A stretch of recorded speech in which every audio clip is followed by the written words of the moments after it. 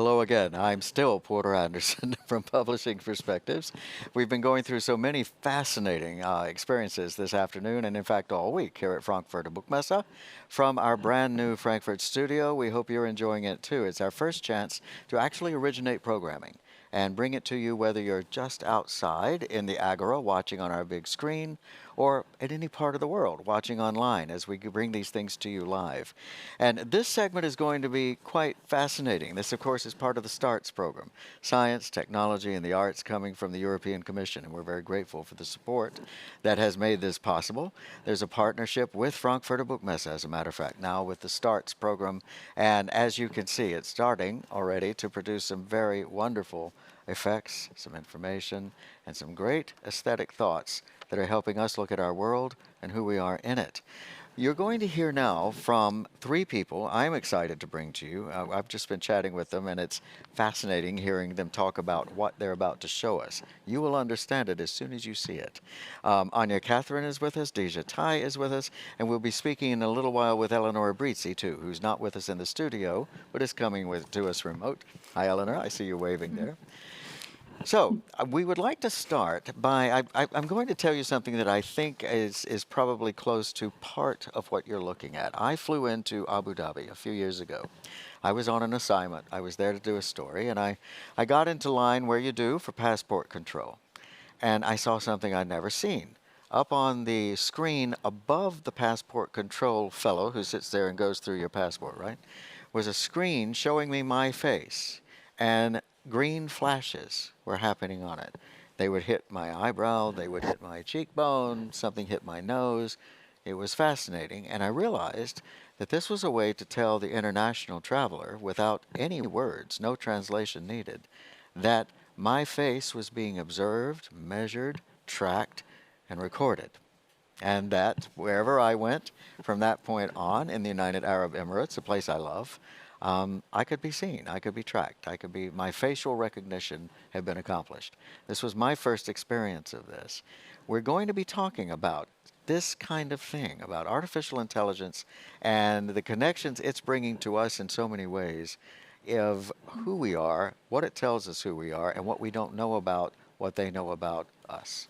So, can the two of you begin to describe your project so that we understand where it is, and when you're ready, we'll show some video to help us get it better? Sure. And absolutely, you could actually begin showing the video because it shows some of the behind the scenes of On View, which is an experiential artwork, very immersive in nature. Right. And this project, what's interesting about it and tying to your experience at the airport, Right. which is all of the technology is very invisible. It falls into the background and it's very much indistinguishable with everyday life. Right. And so with this project, it's a socio-political critique as well as an experiment in art and technology. Uh-huh. I'm not ignoring you. I'm watching the video as you talk. Oh, no worries. Yes, so And so I think this moment that you mentioned, Porter, about the airport and having this moment where suddenly that process of what was going on and the technology being used on you was made visible. Right.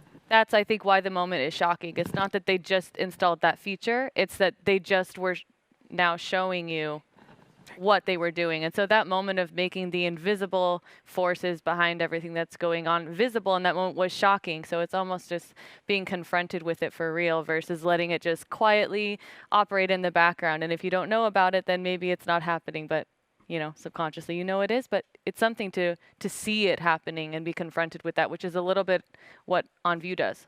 Exactly. And in fact, having learned about your work, I started realizing in looking back at that moment that it might have been unusual that they were telling us. Yeah. You know, it's pretty fascinating because they could have kept that completely quiet and we would not have known. Clandestine surveillance, of course, is the name of the game. And I guess to this point, I would still love to go back and speak to somebody in the service there and say, how is it that you decided to expose to the travelers coming in this fact that they were being mapped? Yeah. Their faces were being mapped like this. It might be a deterrence. They may think, aha, we'll let them know so they'll behave because they know we have their face. I don't know. It's a fascinating question, isn't it? Yeah, Yeah. it is. And I think with OnView, as you can see in some of the visuals from this project, it was a highly technical work. But then when you see the actual finished images and what it looked like within the space, you don't see and feel a lot of technology. It looks like it could just be paint and drywall and plexiglass and some, nice scenic design, but it doesn't necessarily look like you're surrounded by screens, and we're not showing you a lot of the technology that's at work in the installation, which is very much a nod to where technology is going, which is being increasingly invisible, a world of IoT and ubiquitous computing. So we thought, how interesting would it be to, as artists that work with technology, employ that style of hiding technology into an experiential digital artwork? Fascinating. So your formed matched your function, as we like to say. Exactly. Yeah, yeah. And how much data did you collect on everyone who went through? I'm teasing. Well, I mean, that's an interesting question, and I think how we can begin to build on this foundation is what was the interface, right? Because right. there was no mouse, there was no screen, Right. It completely invisible interfaces. However, your body, through your face and where you were standing and the pressure on the floor and the heat on your hands, these were all inputs into the system, but it was a physical interface, right? But you're controlling a virtual world that then comes back at you by altering your physical environment. So specifically, we were using facial recognition and facial detection. So when they walked into what is the first space of OnView is called the terms and condition, and that's that very white, crisp space that you see. And essentially what we did is we blew up the terms and condition that we click every time we want to Do anything. go onto Instagram, update our nests so we can change our temperature. And if you want to change the temperature in your house, you have to first agree to that TNC in order to do so. Otherwise, your heating is not going to work. So this is an issue, you see, because it's kind of tongue-in-cheek that I agree to the TNC that I never read. That you've never read, right? That you never read. So you enter into OnView. It's slightly cold in temperature, and there is a performer in there who is very friendly but completely unhelpful, just like a contract. Yeah. And we wrote a contract which was more of a social agreement between us as artists and you as the audience participant. And so that is, once you've agreed to be our subject of our artwork, then you can move to the next phase. And the way that you do that is that you stand on the circle on the ground and through a pressure sensor in the ground, because we had hundreds of feet of fiber optic cable, right? You don't see any of this, and connecting dozens of microprocessors put together with a main brain that can basically absorb the inputs and output them back in. This is very much a parallel to how we experience technology in our everyday lives. So that's the first phase of OnView. And once you agree, See the visuals for one? Yeah, that's video number 2. Yeah, maybe we could roll number 2 again, since we're talking about that.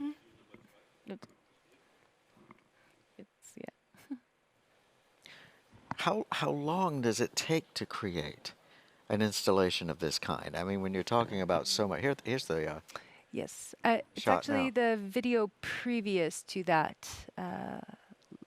Phase 1 video. Yeah, we get to see phase the 1 friendly video. but unhelpful Oh performance. yeah, this is perfect. He's in there, so that's I've why. met many friendly Yes. but unhelpful performers. Friendly but unhelpful.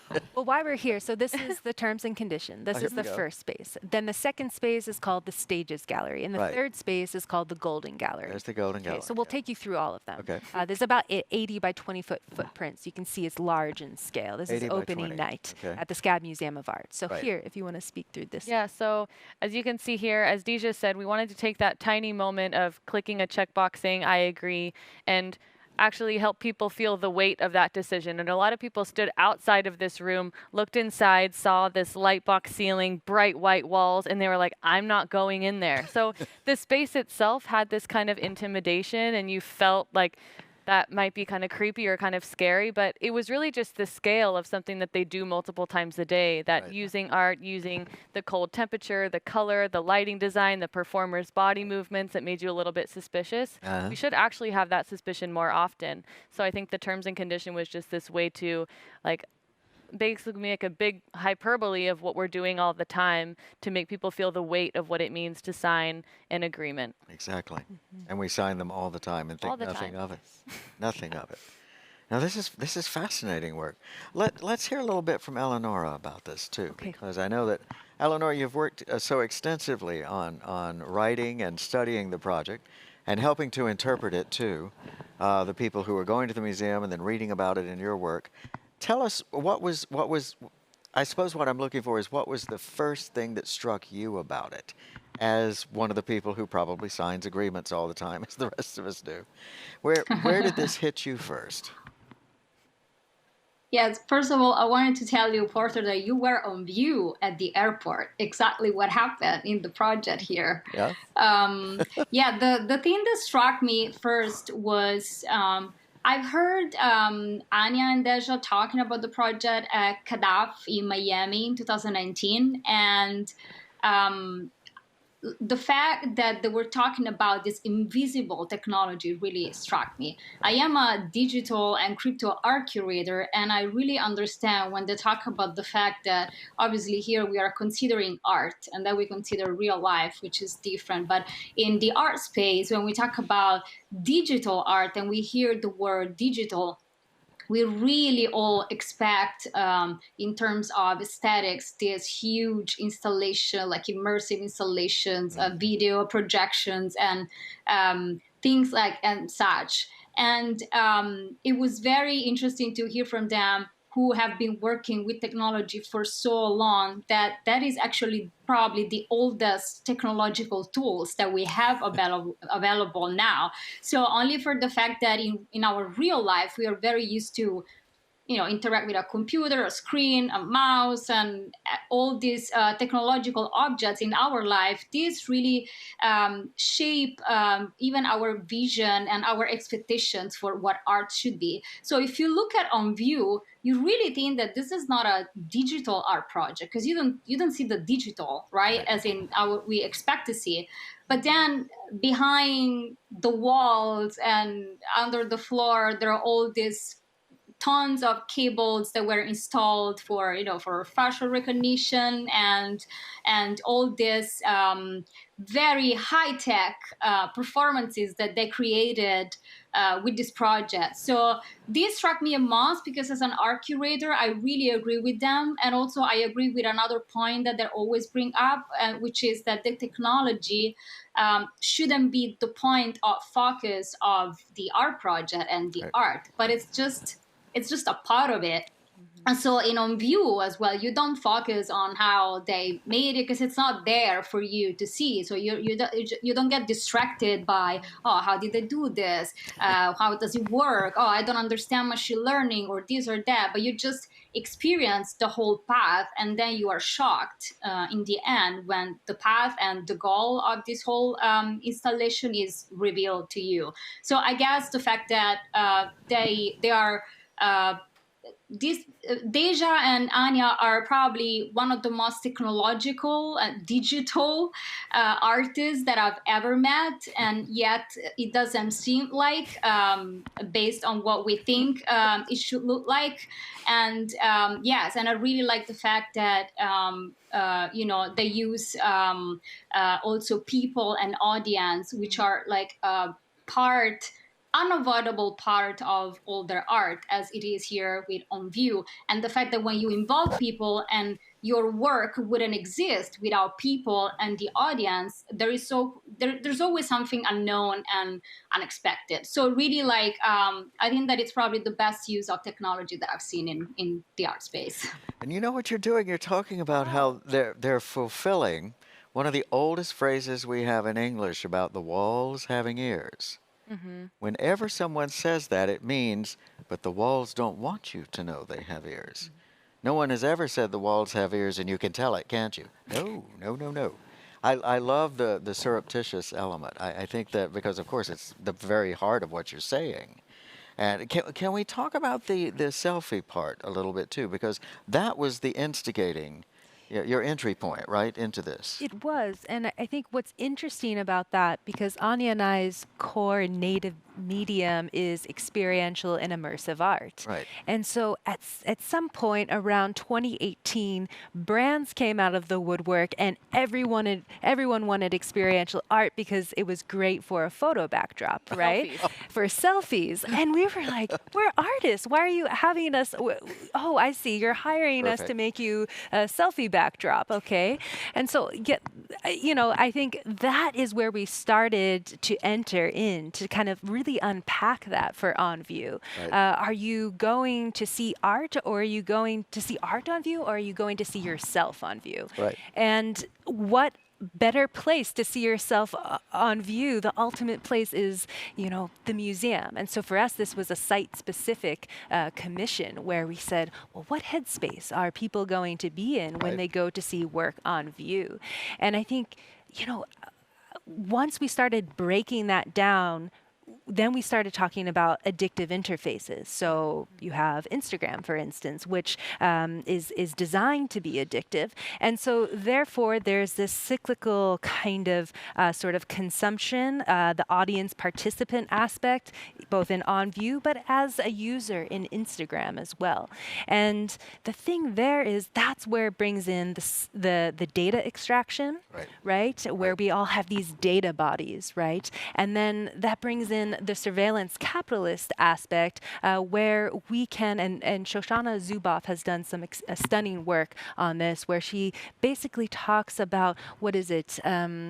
There's the knowledge asymmetry, but also full certainty of what someone is going to do next, so that they can sell them the cappuccino at the right time and such like that. I don't know if you want to elaborate. Just basically being able to predict what people are going to do next by knowing them so well, and that being kind of a goal of a lot of the extraction that's going on through these means that seem fun, but I want to take a selfie, but it's like, then why are brands setting up things for you to take a selfie, to tag yourself? So it all started turning into these new creative, fun, photogenic ways to get information about people. This is the algorithmic part.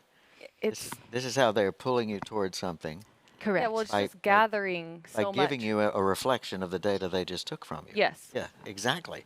I mean, unfortunately, because of what we've just been talking about in public discourse in the United States these days about Facebook and Instagram and the addictive quality of it. And we're seeing great resistance from Facebook right now, of course, as we always do in these cycles of debate and dismay. It is fascinating to see that you had encapsulated this, particularly with a phrase like the Golden Gallery, because knowing the kind of money there is in, as you're saying, the capitalism we're talking about, it's golden stuff. Yeah. That data is worth everything, to companies like this and to various entities that are able to use it in the ways they are. It's just an amazingly timely.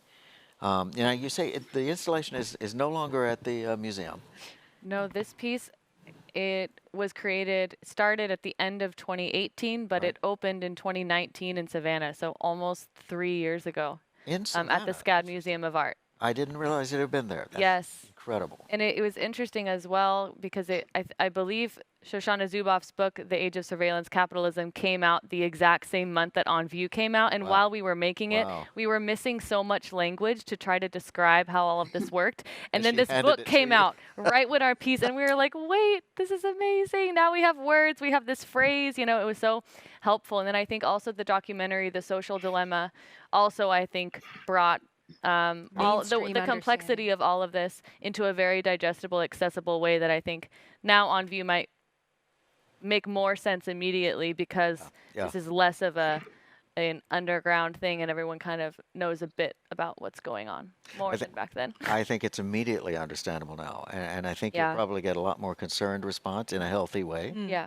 because people are going, that's exactly what I'm worried about. Yeah. Yeah, no, and what an odd thing about the timing, isn't that I incredible? know. Now, is there a plan for On View to be installed in another location yet? Does it have another venue? It does not yet, yet. but we're Can it open be? to Oh, yeah. 100%. Absolutely. It could be. So it wasn't so site specific that it's gone after it's gone. No, I mean, actually, when you look at the design of it, it looks like potentially these were pre-existing rooms, but it was a kind of this room, which is just a rectangle, Right. empty box, Right. and everything was built from scratch. And that's why we were showing you the video before. It took 3.5 weeks. The fabricators were joking. They're saying, hey, we're going to move in here because there's all these different rooms and such. It would be a really cool apartment. They would. It would be a cool but- apartment. Just wasn't easily transportable. Yeah, yeah. Yeah. Oh gosh, I hope it finds another venue soon so that we can get, because as we're saying, the timing is just Yeah. perfect. Yeah. You know? Do you know my friend Paula at MoMA? Maybe I should put you in touch. Sure. That would be great. It's actually something I think that a lot of museum spaces should look at this point. Eleanor, what do you see as the future of this kind of exhibition and this kind of a communication when we start speaking in such relevance? From the theater world, I'm reminded of the moment when Cameron McIntosh produced something very different in Miss Saigon. Because in that particular piece he had taken very contemporary American history and Vietnamese history and had put it onto stage, and it was quite different from what you normally get. I was in theater criticism at the time at the Village Voice. It was quite different from what you normally get when you think of a musical. You think, here comes Rodgers and Hammerstein, oh my Lord. But instead, this was of the moment, and it was shocking to the audiences to feel such a timely story happening in that context.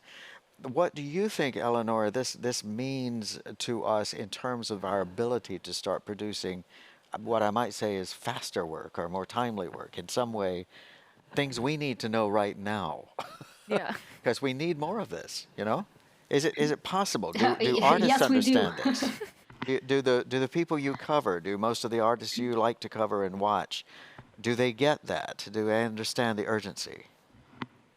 Well, artists always understand because they are the only people in our society who are able to somehow capture and catch the future while it's passing in front of our eyes. So Right. the problem is not artists. Probably the problem is the art world and the system around it.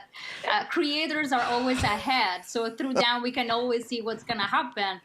I want to say I you're hear talking about authors timing. laughing with you. We have this in publishing too, of course. Sorry, I didn't mean to interrupt, but it's a very pertinent point here at Frankfurt. Well, of course they were ahead. They are very, Ania and Dejha, they have been working with technology. They create contemporary art. So they were ahead of time, but also it's because what happened in the digital, not only art space, but in the digital space in general, just something that we didn't consider that could happen. For instance, a pandemic. Yeah. So, which accelerated everything. And so finally, everyone started to reach out to, like, I've been in the blockchain art space for 3 years now. And at the beginning, they were like, what is this? I don't understand. This is crazy. And then during the pandemic, everyone started to reach out. So I'm not saying that we need another pandemic to accelerate the process. But of course, we want to be able to not see this in art, in culture, in society anymore. It's too late. It's happening. And we will continue to see this. Also, why? Because to me, it's always been very simple and clear. If art speaks the language of its time, it's a new language, new spirit, the new man that you can find in many manifestos that were written by artists during all the time. Manifestos always look the same. Yeah. Our language is digital. It's very clear. And the voice of art is always the same, but the language, it's different. And so I think that the art that speaks the language of our time is digital art, which I hope, and I know that Ania and Dejha also hope to call in a different way, since we don't call other, art is art. But I think that we will continue to see this because it is art. This is good. And I see people like Dejha and Ania as accelerants to the process. We speak of the pandemic, as a matter of fact, in publishing as a digital accelerator for us because so many readers, for the first time, tried some digital formats. and liked them, and now they're sticking with it. They learned ebooks. They learned that they could order online, and this was, in many parts of the world, a very good step forward in terms of taking advantage of what digital can do for us. Print is in no threat. People will always want print books, but it was great to see them access the technological side of this. Yeah. And I see the leadership that the two of you are providing as something just like that. You're out there a little farther than the rest of us. You're catching what's happening, and you're thinking of ways to get it across to us in, as we say, an experiential way. It's how is it hard in a case of this kind, and maybe this was an exception, but is it hard in a case like On View to conceptualize how to put this across to the people who are coming to it because they are participants? Yes. Again, to me at the airport, if I hadn't seen this, would I even know, and you had set it up, would I know what message you were sending me? Yeah. Yeah. I think this is a really good question and something that we thought about a lot in the creation of On View, which was, of course, every single decision from the golden ratio defining how big our push plates on the doors were, which is literally something that happened. Oh my We had God. all of these The details. fabricators, The were very fabricators- stressed about it. I'll They're bet like, they were. But why? And we're like, it's very important. Please. Super important. No one's going to know, but everyone watching now knows. So there are all sorts of details. Every single tiny, tiny decision that went into On View could have a dissertation written about it. I'll bet. But at the same time that we like to put that much thought and that much detail and have an answer for everything, we knew that people would just also want to come, and how can we speak and get this message across through feeling states and not need to make people have to intellectualize the entire thing to get something out of it or to have a hint at what's going on. So I feel like we created it in a way that it could even just be the temperature of the room gave you this feeling. And I think feeling is a form of learning, and it's Right. a profound form of learning. And tapping into senses and using things like music, lighting design, and textures of walls. All of this is a way of learning and something that I think made it so On View produced a feeling in every single person, and it had a spectrum of depth that you could experience it. And it could just be this feeling and you leave and you're like, something is wrong. And we're like, Right. that's great. That's a Right, perfect right. outcome. Or you have people that stay after, ask us a million questions, and they're like, oh, data body, this is about that. And they wanted to go way deep into the plunge with us, but Right. we are able to produce a feeling and I think get some level of the point or message or issue across of people of varying levels of interest and knowledge about the subject. Boy, congratulations. That is hard to do. It was hard. Yes, in fact, that's something that the older world of art has never been as good at. It was quite clear what message was being sent. That was the goal at a certain era, of course, in the art world. And now, because we live in a world of such subtlety and such nuance and such subterfuge, I think it's important to make sure that kind of queasy feeling Yeah. is often probably the best response. Yes. And I think immersive art is such a great vehicle for this kind of work. And you Yeah. had mentioned feeling states. And this is something that we talk about a lot, Right. rather than it being so cerebral, which is a wonderful way to enter in, but so is through immersive states. And Yeah. in immersive art, we like to think of not just how can we envelop the audience participant physically, Right. but also emotionally and psychologically. Exactly. And that is when you have the opportunity to tap in through a feeling state into something a bit more cerebral. right? Exactly. And I've just learned that you were awarded the Lumen, and you were in London last night with this, We right were. at the Yes, we Barbican. were. It was, yes. What I'd like to ask, and I know it's an exciting moment when you get something like this, you may not even have synthesized it completely yet, but how did they describe the value of the work when they announced your win? Ooh.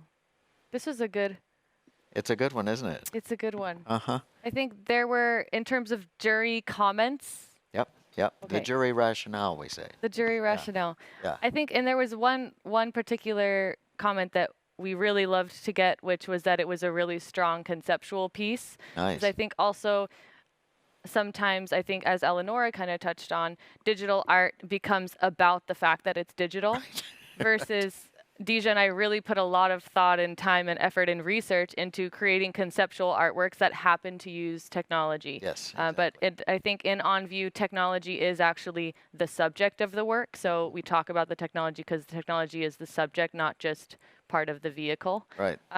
But other works that we make use technology, but they're about something completely different. And I Exactly. think the fact that the piece that won last night, which is I'd rather be in a dark silence and a different piece than this,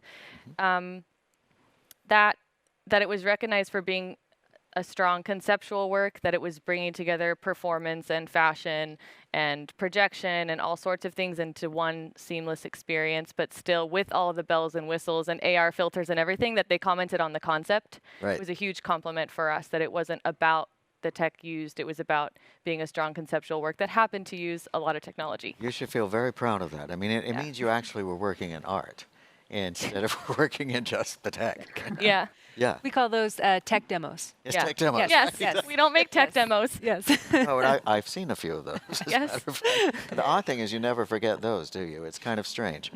But no, I think this is so great, and congratulations on Thank this, you. Thank this you. recognition, because it means that what you're doing is on exactly the right level. It's approaching people in the conceptual space, and through their emotion, through their feelings, through their senses. What are you working on next? Can you tell us? We can tell you. Actually, we are creating a series of synthetic media, which we're calling slow synthetic cinema. And essentially, this is a project that was supported by Media Futures and the Horizon 2020 Innovation Program. Great. And so we just completed this artist track, and so you'll be able to see this work on view in the coming months. We're working out the exhibition tour right now. But this project is really commenting on deep fakes. And when we think of deep fakes and misinformation Right. through the lens of AV manipulation Right. specifically. And when we think of deep fakes, it usually conjures up the image of celebrities saying ridiculous things and politicians saying things they never said. Right. But 90% of deep fakes are actually points of personal attack, specifically non-consensual pornography and sexual imagery. Oh, great. Exactly. And so this is something that all of this goes into the conceptual core of the artwork. Yeah, of course. And so we made the deep fakes apolitical in content to allow for a neutral ground for conversation, especially in a polarizing, political climate Yeah, of as course. well. And so this had 9 scenes and 1 testimony where you see Ania was actually the body double. It was. And then we used machine learning, AI subset machine learning, deep learning, Right. in order to do the face swap. And so this is a very sophisticated face swapping technique that we're using, but it looks like natural cinema and no trace of manipulation. Again, hidden technology. Yes. Exactly. Yes. Hidden technology, and oddly, I mean, it goes back almost to the Rashomon liturgy that came out of Japan. The idea of so many ways to tell a story from so many viewpoints, because if your technology is hidden, everyone is allowed to interpret Exactly. in the way they want to, and when that is weaponized, we're all in trouble. And it's you're probably 2 of the few people in the world. Editors will love you because you know the difference in misinformation and disinformation.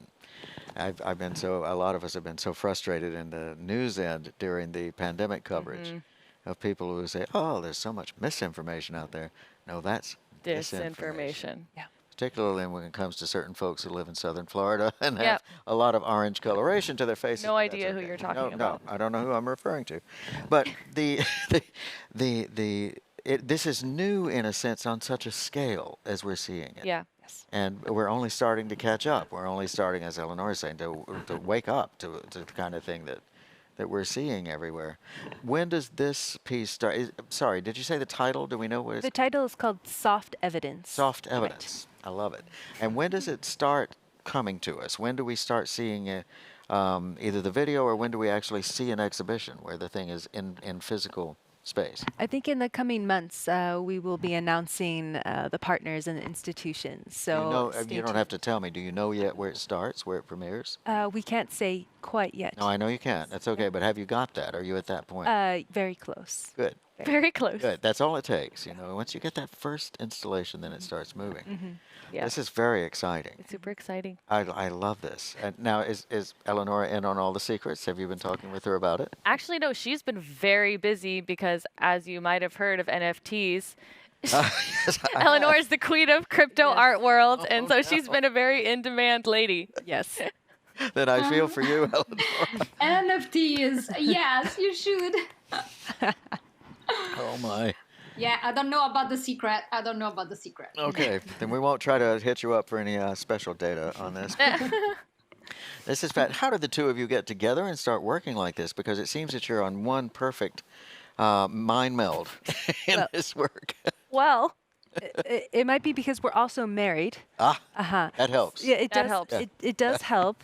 Lots of time together. Right, We've been married right. for 4 years, but it feels like more like 14 years. But I have yeah, to ask, at the potentially. time you married, were you into the work? Did you? oh know- yeah. We were. Yeah, Yes, okay. we actually met on Instagram. How fitting. Oh Probably through algorithmic pairing. yes. This Yeah. An algorithm probably brought us together, and now we're just Yes. spending years making works criticizing technology, and like, I guess you were right. I would like her.